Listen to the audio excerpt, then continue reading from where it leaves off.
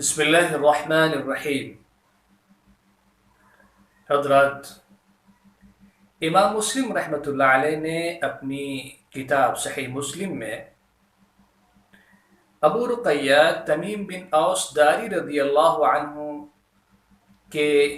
حوالے سے ایک روایت درج کی ہے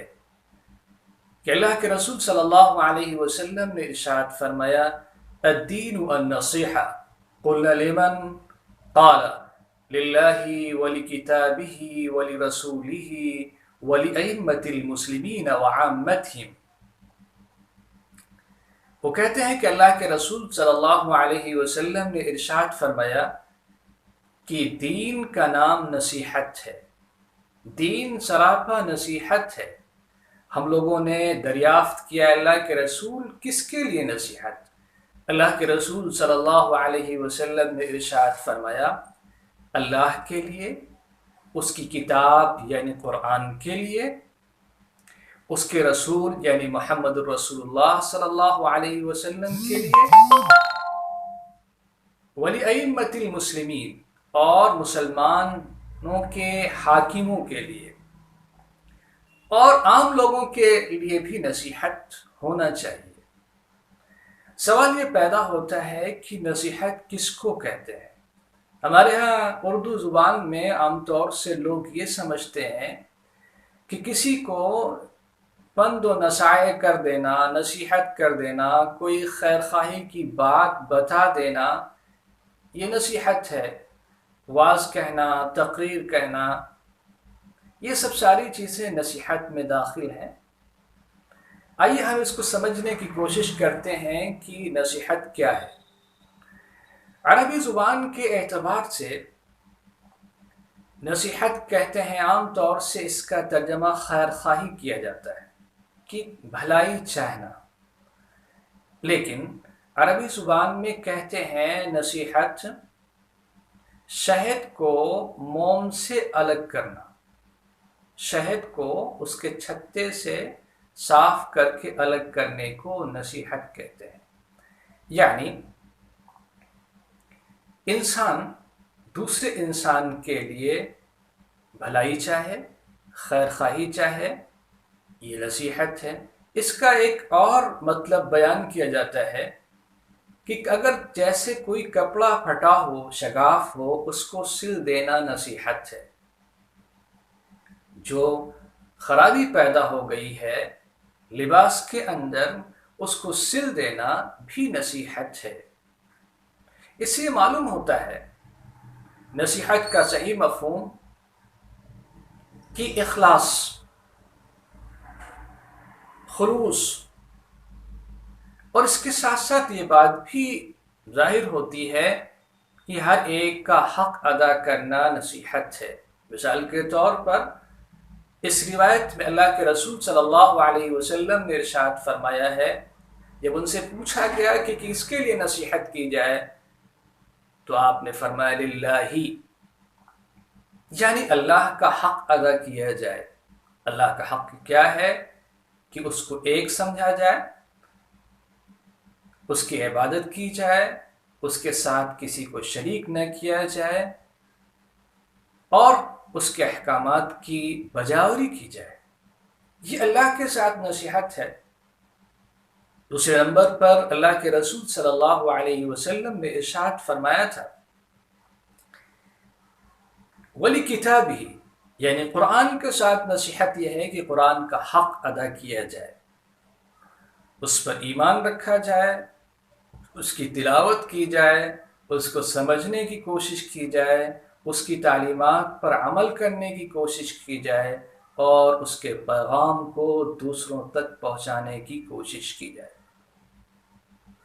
تیسرے نمبر پر اللہ کے رسول صلی اللہ علیہ وسلم نے نبی اکرم صلی اللہ علیہ وسلم کا ذکر فرمایا تھا کہ اللہ کے رسول صلی اللہ علیہ وسلم کے ساتھ نصیحت یہ ہے کہ آپ کو رسول کی حیثیت سے تسلیم کیا جائے، ایمان رکھا جائے، آپ کی اطاعت کی جائے، آپ سے محبت کی جائے۔ یہ ہے رسول کے ساتھ نصیحت۔ اور مسلمانوں کے حکمرانوں کے ساتھ نصیحت یہ ہے کہ اگر وہ دین پر قائم ہیں تو ان کی اطاعت کی جائے اور خواہ مخواہ ان کی مخالفت نہ کی جائے، خروج نہ کیا جائے جس حکومت میں رہا جائے، جب تک کہ وہ کھلم کھلا کفر نہ کرنے لگے۔ یہ ان کے ساتھ خیر خواہی ہے، ان کے ساتھ وفاداری ہے اور ان کا حق ہے۔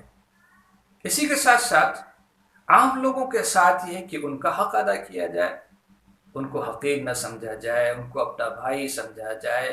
ان کی بھلائی کے لیے کام کیا جائے۔ اس طریقے سے نصیحت کا مفہوم صرف بات کے ذریعے سے کسی چیز کا ادا کر دینا ہی نصیحت نہیں ہے۔ اس سے بات یہ بھی معلوم ہوتی ہے کہ نصیحت صرف بڑا ہی نہیں کر سکتا بلکہ چھوٹا بڑے کی بھی نصیحت کر سکتا ہے۔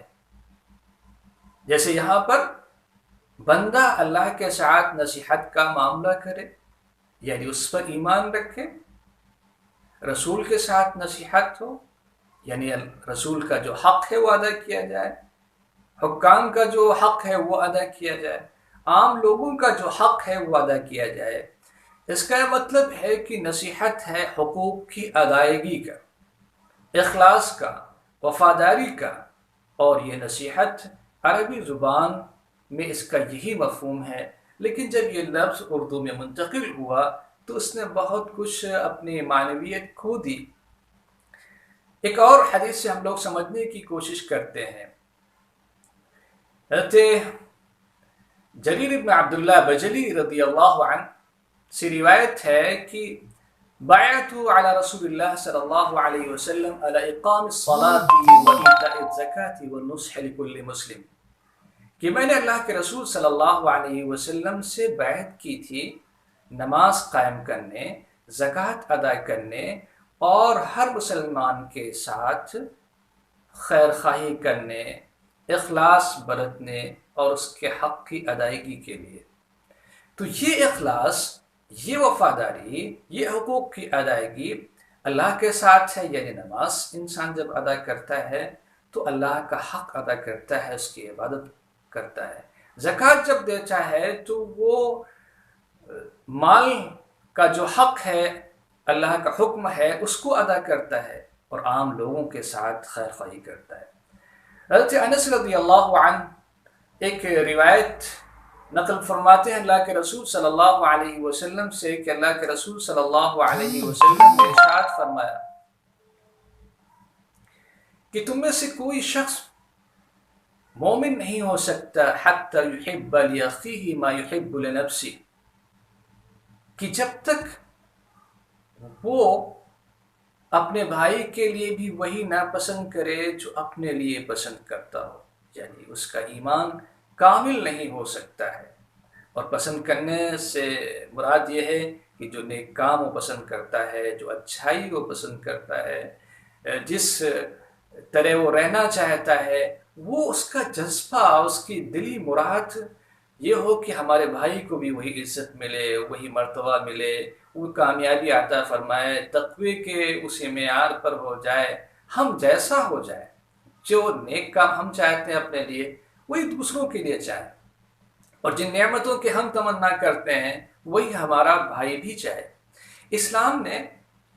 ایمان و یقین کے ساتھ ساتھ ایک ایسا معاشرہ اور سماج بنانے کی کوشش کی جس میں لوگوں کے درمیان ایک دوسرے کے لیے محبت ہو، ایک دوسرے کے لیے خیر خواہی ہو، ایک دوسرے کے لیے اچھے جذبات ہوں۔ اور اللہ کا فضل ہے کہ دنیا کی تمام اقوام میں مسلم امت کے اندر یہ چیزیں پائی جاتی ہیں دوسروں سے زیادہ، اور ان میں یکسانیت ہے۔ تمام دنیا کے مسلمان ایک طرح سے نماز ادا کرتے ہیں، ایک قبلے کی طرف رخ کرتے ہیں، ایک قرآن پڑھتے ہیں، ایک ساتھ بیٹھ کے کھانا کھا سکتے ہیں، ایک ساتھ نماز ادا کرتے ہیں، ان کا کلمہ ایک ہے، ان کی نماز ایک ہے، اور ان کی سوچ ایک ہے، ان کا حرام و حلال ایک ہے، اور ان کے دلی اور ذہنی جذبات یکساں ہیں، گرچہ ان کی قومیں الگ ہیں، ان کا رنگ الگ ہے، ان کا روپ الگ ہے، ان کے ملک الگ ہیں، یہ تمام چیزیں الگ الگ ہونے کے باوجود بھی جن چیزوں میں یکسانیت ہونا چاہیے وہ موجود ہے. اللہ سے دعا کرنا چاہیے کہ ہمیں بھی نصیحت کا حقیقی مفہوم ادا کرنے کی توفیق عطا فرمائے اور اس مفہوم کے مطابق زندگی گزارنے کی توفیق عطا فرمائے اور دوسروں کے حقوق ادا کرنے کی توفیق عطا فرمائے.